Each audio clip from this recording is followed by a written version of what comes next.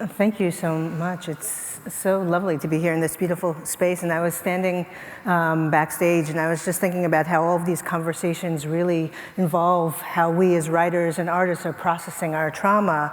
And as for me, in 2004, I traveled to East Africa to interview women who were fleeing armed conflict in the Democratic Republic of Congo. And one of the things that I found is that every woman who I spoke to, regardless of their age, they had been victims of some form of sexual violence. And I was absolutely sort of shattered and devastated by the conversations I had. And I couldn't figure out how to respond until I sat down and I put pen to page and I created the play Ruined. You're going to hear an excerpt from Ruined tonight. And Ruined is about a small group of young women who have been raped in the Congo, primarily by rebel soldiers, and they've been shunned by their families because they've been quote unquote ruined. And so they find refuge in a brothel run by a wily woman named Mama Nadi, who at once exploits and also protects them. And one of the things that I want to point out about the play is that it's not about victims, it's really about resilience, which reflects the spirit of the women who I encountered. Today, the excerpt that you're going to hear is from the beginning of the second act, and it's two characters. One is Salima, who is a woman who's been raped and impregnated by a rebel soldier. Her husband, who she hasn't seen for a long period of time, has come back to take her home, and she's at once ashamed and angered. In this excerpt, it's going to be played by two actresses who are from the ART school here at Harvard. Their names are Melissa Sellers and Erin Washington, and so I hope that you will give them your love. Thank you.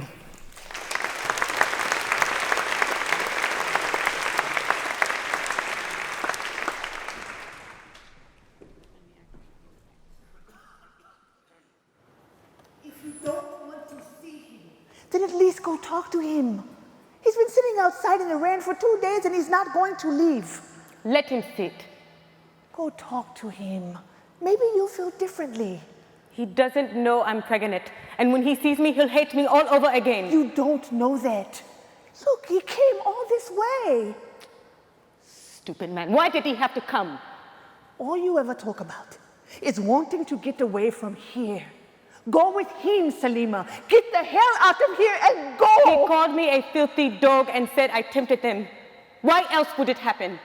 5 months in the bush, passed between soldiers like a wash rag. Used. I was made poison by their fingers, that is what he said. Why else? He had no choice but to turn from me because I dishonored him. But he was hurting. It was just our pride. Why are you defending him? Then you go with him. I'm not defending him. Do you know what I was doing on that morning? I was working in the garden, picking the last of the sweet tomatoes. I put Beatrice down in the shade of the frangipani tree because my back was giving me trouble. Forgiven. Where was Fortune? He was in town fetching a new pot. Go, I said, go today, man, or you won't have dinner tonight. I had been after him for a whole month for a new pot, and finally on that day, that damn man had to go and get it, a new pot. The sun was about to crest, and I had to put in another hour before it got too hot.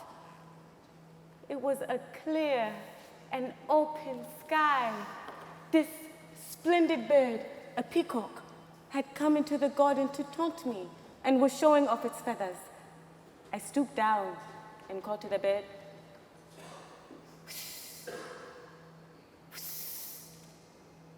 And I felt a shadow cut across my back. And when I stood, there were 4 men standing over me, smiling, wicked schoolboy smiles. Yes, I said. And the tall soldier slammed the butt of his gun into my cheek. Just like that. It was so quick, I didn't even know I'd fallen to the ground. How could I not have heard them? Where did they come from? You don't have to do this. One of the soldiers held me down with his foot. His foot was so heavy. It looked like cracked and weathered, like it had been out in the rain for weeks. His boot was pressing my chest, and it had the looks of drying sorghum. His foot was so heavy. It was all that I could see as the others took me. My baby was crying, and she was a good baby. She never cried, but she was crying, screaming. Shh, I said, shh. And right then, a soldier stomped on her head with his boot, and she was quiet. Where was everybody, huh? Where was everybody? It's okay. Take a breath. I fought them. I know. I did. I know. But they still took me from my home. They took me through the bushes, raiding thieves, fucking demons. She is for everyone. Soup to be had for dinner. That is what someone said.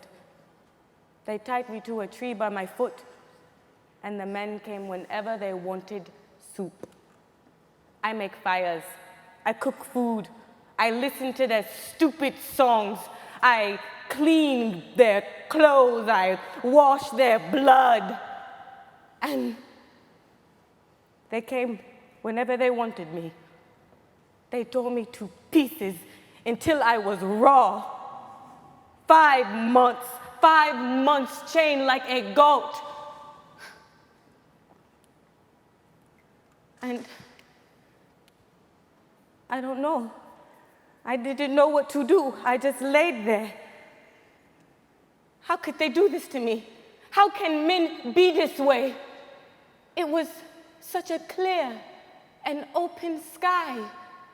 It was so, so beautiful. How could I not have heard them coming? Those men were on a path, and we were there. That is it. That's all. A peacock wandered into my garden, and the tomatoes were right beyond belief. Our field of red sorghum was so perfect. It was going to be a fine season, and Fortune thought so too. And we were finally going to plan a trip to see his brother on the ferry. Oh, God, please give me back that morning. Forget the pot, Fortune. Stay. Stay. That is what I would tell him. How did I get in the middle of their fight? What did I do? I must have done something, You were Sophie. picking sweet tomatoes. That is all. You didn't do anything wrong. It isn't his baby. It's the child of a monster. And there's no telling what it will be. And now he's willing to forgive me. And is it that simple, Sophie? But what happens when the baby is born? Will he be able to forgive the child? Will I? And even if I do, I don't know if I'll be able to forgive him. But you can't know that until you go speak to him. I walked into their family compound expecting wide open arms and embrace. 5 months suffering. I suffered every single second of it. And my family gave me the back of their heads. And he, the man I loved since I was 14, chased me away with a green switch. He beat my ankles raw. And I dishonored him. I dishonored him. Where was he? Buying a new pot? He was too proud to bear my shame, but not too proud to protect me from it. There, let him sit in the rain. Is that really what you want? Yes. He isn't going to leave. Then I'm sorry for him.